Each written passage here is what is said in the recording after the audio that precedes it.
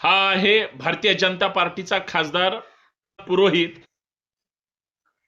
हा म्हणतो छत्रपती शिवाजी महाराजांनी मागच्या जन्मी नरेंद्र मोदींच्या रूपामध्ये जन्म घेतला होता आणि नरेंद्र मोदी साहेब मागच्या जन्मी शिवाजी महाराज त्या ठिकाणी होते आणि या जन्मी त्यांनी परत पुनर्जन्म घेतलेला आहे आणि या देशाचा ते उद्धार करतील। कुठे आहेत भारतीय जनता पार्टीचे महाराष्ट्रातले गल्लीपासून दिल्लीपर्यंतचे नेते?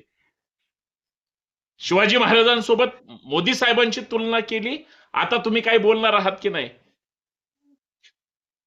छत्रपती शिवाजी महाराजांसोबत जर कुणाची तुलना होऊ शकत असेल तर या जगामध्ये फक्त आणि फक्त छत्रपती शिवाजी महाराजांचीच, इतरांची कुणाची नाही।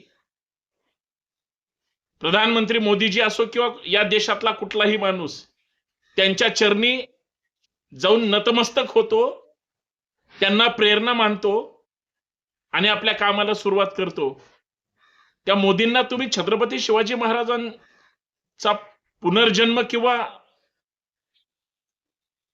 काय समजता तुम्ही? आणि आता सगळे मुख गिळून भारतीय जनता पार्टीचे लोक गप्प बसतात, सगळे हिंदुत्ववादी गप्प बसणार, सगळे अंध भक्त गप्प बसणार। भारतीय जनता पार्टी व्यतिरिक्त जर कोणी तुलना केली कोणासोबत, म्हणजे त्या काँग्रेसच्या प्रदेश अध्यक्षांनी वगैरे केली होती, अख्ख्या महाराष्ट्रातल्या भारतीय जनता पार्टीच्या आणि हिंदुत्ववादी कार्यकर्त्यांच्या बुडाखाली आग लागली होती। आता ती आग परत का लागत नाही? मोदी साहेब कुणाचे अवतार वगैरे नाहीत हे लक्षात ठेवा।